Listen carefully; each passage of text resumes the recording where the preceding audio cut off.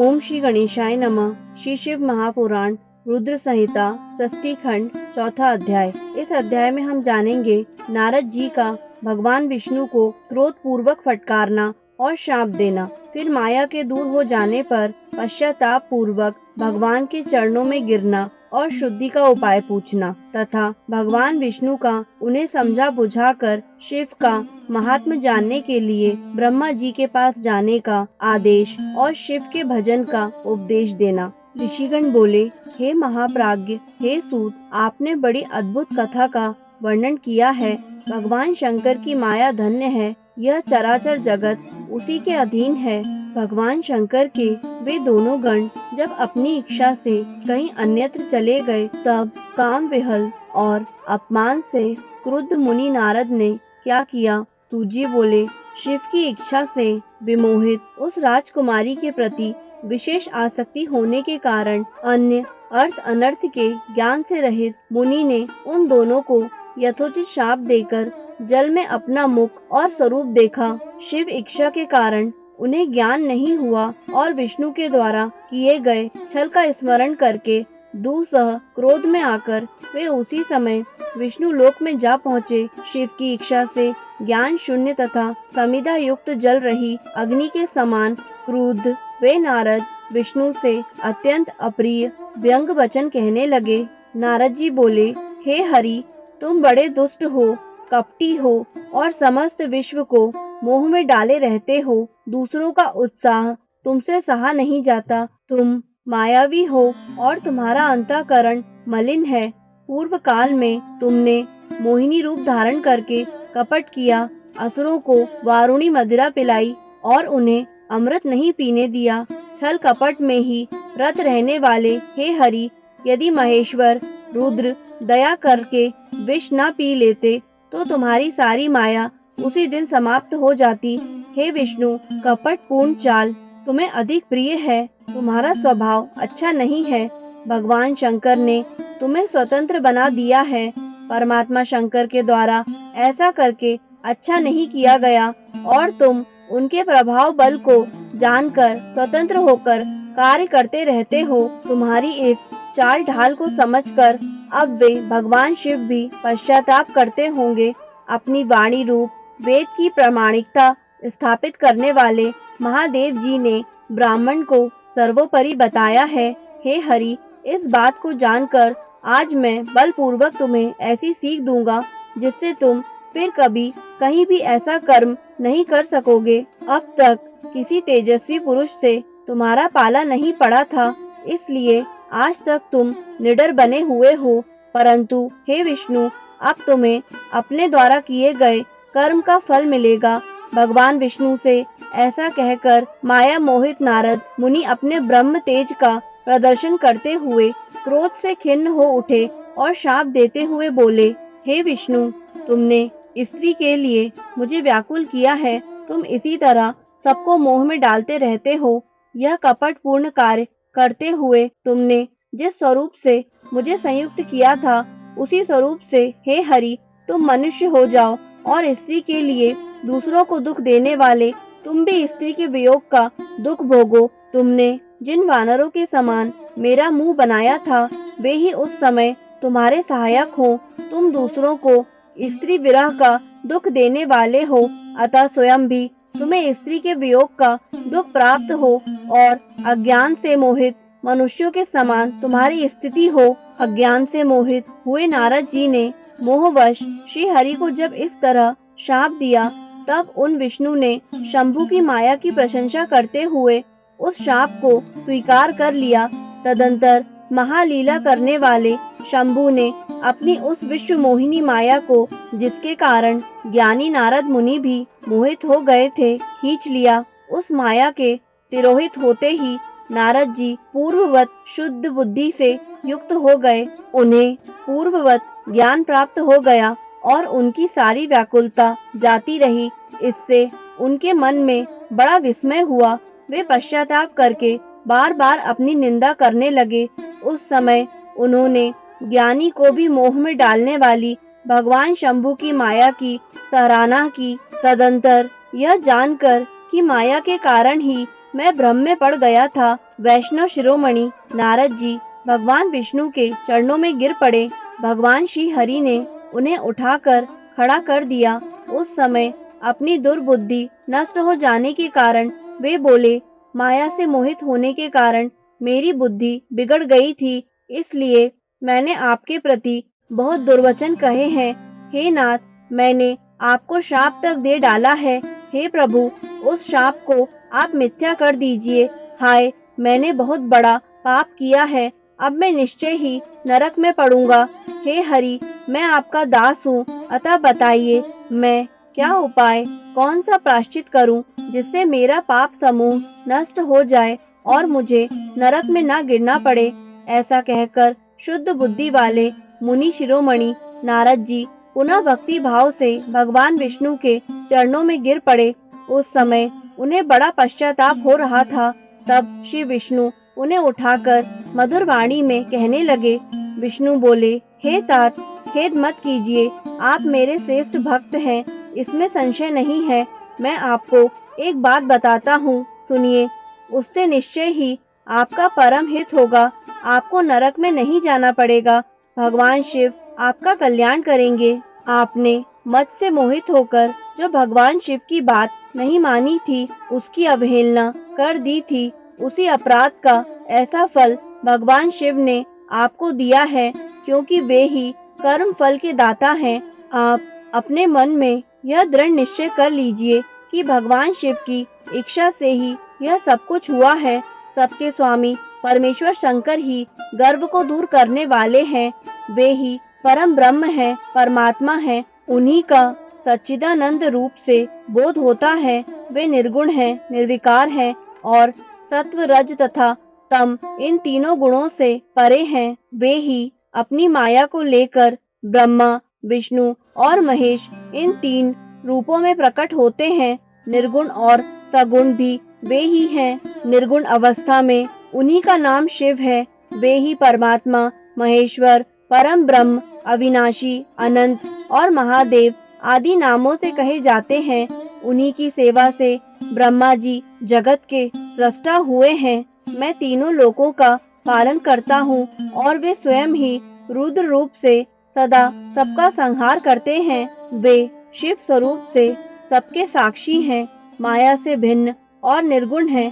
स्वतंत्र होने के कारण वे अपनी इच्छा के अनुसार चलते हैं। उनका विहार, आचार, व्यवहार उत्तम है और वे भक्तों पर दया करने वाले हैं। हे नारद मुनि, मैं आपको एक सुंदर उपाय बताता हूँ, जो सुखद, समस्त पापों का नाश करने वाला और सदा भोग एवं मोक्ष देने वाला है। आप उसे सुनिए।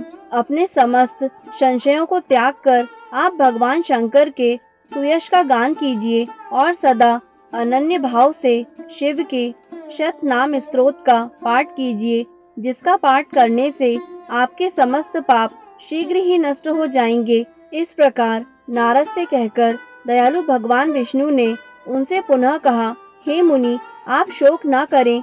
आपने तो कुछ किया ही नहीं है। यह सब तो भगवान शंकर ने अपनी इच्छा से किया है, इसमें शंका नहीं है। उन्होंने ही आपकी दिव्य बुद्धि का हरण कर लिया था। उन्होंने ही आपको काम का कष्ट भी दिया और उन्हीं भगवान शंकर ने आपके मुख से मुझे यह शाप भी दिलाया है। इस प्रकार उन्होंने संसार में अपने चरित्र को स्वयं प्रकट किया है। इसमें अन्य किसी का दोष नहीं है। वे मृत्यु को जीतने वाले, काल के भी काल और भक्तों का उद्धार करने में तत्पर रहने वाले हैं। मुझे शिव के समान अन्य कोई प्रिय नहीं है। वे ही मेरे स्वामी हैं, सुख और शक्ति देने वाले हैं।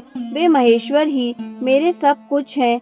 हे मुनि, आप उन्हीं की उपासना करें, सदैव उन्हीं का भजन करें, उन्हीं के यश का श्रवण और गान करें तथा नित्य उन्हीं की अर्चना करें। हे मुनि, जो शरीर, मन तथा वाणी से शंकर को प्राप्त कर लेता है, वही पंडित है, ऐसा जानना चाहिए और वही जीवन मुक्त कहा जाता है।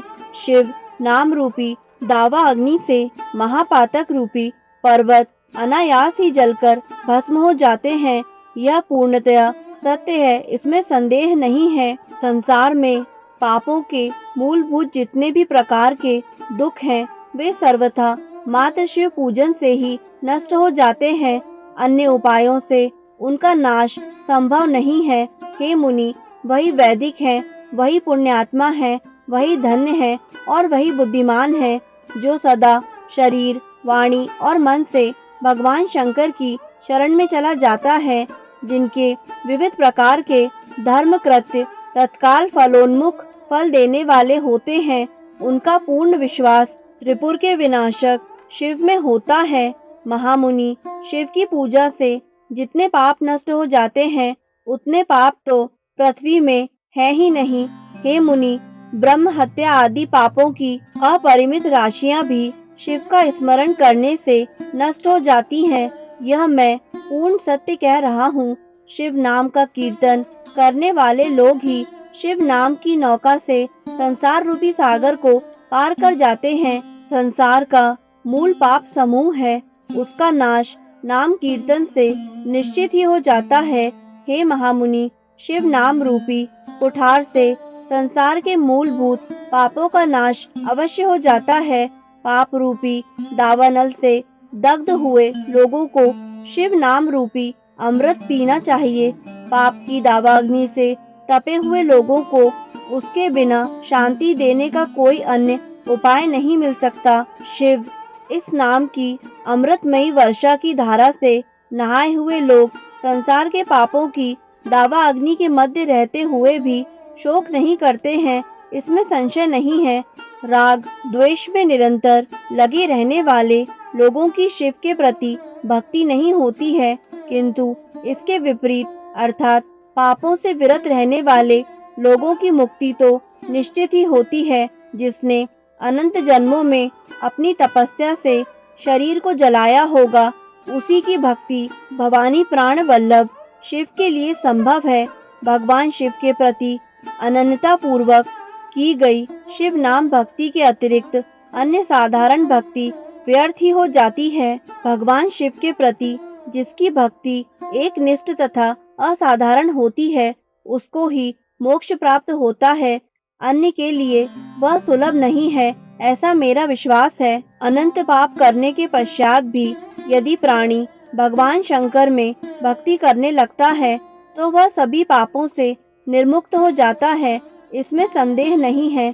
जिस प्रकार वन में दावा अग्नि से वृक्ष जलकर भस्म हो जाते हैं, उसी प्रकार शिव भक्तों के पाप भी शिव भक्ति के प्रभाव से नष्ट हो जाते हैं। जो मनुष्य नित्य अपने शरीर को भस्म से पवित्र कर शिव की पूजा में लगा रहता है, वह महान कष्ट देने वाले संसार रूपी अपार सागर को निश्चित ही पार कर जाता है। ब्राह्मणों का धन हरण करके और बहुत से ब्राह्मणों की हत्या करके भी जो मनुष्य विरूपाक्ष भगवान शंकर की सेवा में लग जाता है, उसे उन पापों से लिप्त नहीं होना पड़ता। संपूर्ण वेदों का अवलोकन करके पूर्ववर्ती विद्वानों ने यही निश्चय किया है कि भगवान शिव की पूजा ही संसार बंधन के नाश का उपाय है। हे मुनि, आज से यत्न पूर्वक सावधान रहकर विधि विधान के साथ भक्ति भाव से नित्य जगदम्बा पार्वती सहित महेश्वर सदाशिव का भजन कीजिए। पैर से लेकर सिर तक भस्म का लेपन करके सम्यक रूप से आदर पूर्वक सभी श्रुतियों से सुने गए षडाक्षर शैव मंत्र ओम नमः शिवाय का जप कीजिए। प्रयत्न पूर्वक बताए गए नियमानुसार भगवान शिव के प्रिय रुद्राक्ष को धारण करके अत्यंत सद्भक्ति से ही सविधि मंत्र का जप करना चाहिए। नित्य शिव की ही कथा सुनिए और कहिए। अत्यंत यत्न करके बारंबार शिव भक्तों का पूजन किया कीजिए। प्रमाद से रहित होकर सदा एकमात्र शिव की शरण में रहिए, क्योंकि शिव के पूजन से ही निरंतर आनंद प्राप्त होता रहता है। हे मुनि श्रेष्ठ, अपने हृदय में भगवान शिव के उज्जवल चरणाविंदों की स्थापना करके पहले शिव के तीर्थों में विचरण कीजिए। हे मुनि, इस प्रकार परमात्मा शंकर के अनुपम महात्म्य का दर्शन करते हुए अंत में आनंद वन काशी जाइए। वह स्थान भगवान शिव को बहुत ही प्रिय है। वहाँ विश्वनाथ जी का दर्शन करके भक्ति पूर्वक उनकी पूजा कीजिए। विशेषतः उनकी स्तुति वंदना करके आप निर्विकल्प संशय रहित हो जाएंगे। हे मुनि, इसके बाद आपको मेरी आज्ञा से भक्ति पूर्वक अपने मनोरथ की सिद्धि के लिए निश्चय ही ब्रह्मलोक में जाना चाहिए। हे मुनि, वहां अपने पिता ब्रह्मा जी की विशेष रूप से स्तुति वंदना करके आपको प्रसन्नता पूर्वक हृदय से बारंबार शिव महिमा के विषय में प्रश्न करना चाहिए। ब्रह्मा जी शिव भक्तों में श्रेष्ठ हैं। वे आपको अत्यंत प्रसन्नता के साथ भगवान शंकर का महात्म और शत नाम स्तोत्र सुनाएंगे। हे मुनि, आज से आप शिवाराधना में तत्पर रहने वाले शिव भक्त हो जाइए और विशेष रूप से मोक्ष के भागी बनिए। भगवान शिव आपका कल्याण करेंगे। इस प्रकार प्रसन्न चित्त हुए भगवान विष्णु नारद मुनि को प्रेम पूर्वक उपदेश देकर शिव जी का स्मरण, वंदन और स्तवन करके वहां से अंतर्ध्यान हो गए। इस प्रकार श्री शिव महापुराण के अंतर्गत द्वितीय रुद्र संहिता के प्रथम षष्ठी खंड में नारद विष्णु उपदेश वर्णन नामक चौथा अध्याय पूर्ण हुआ। दोस्तों, आपको यह अध्याय सुनने में कैसे लग रहे हैं? कृपया अपने विचार हमें कमेंट के माध्यम से अवश्य बताएं और आगे आने वाले सभी अध्यायों को निरंतर सुनने के लिए हमारे YouTube चैनल आध्यात्मिक कथाएं को लाइक करें, सब्सक्राइब करें और बेल आइकन पर प्रेस करें ताकि आगे आने वाली सभी वीडियो की जानकारी आपको निरंतर मिलती रहे। धन्यवाद।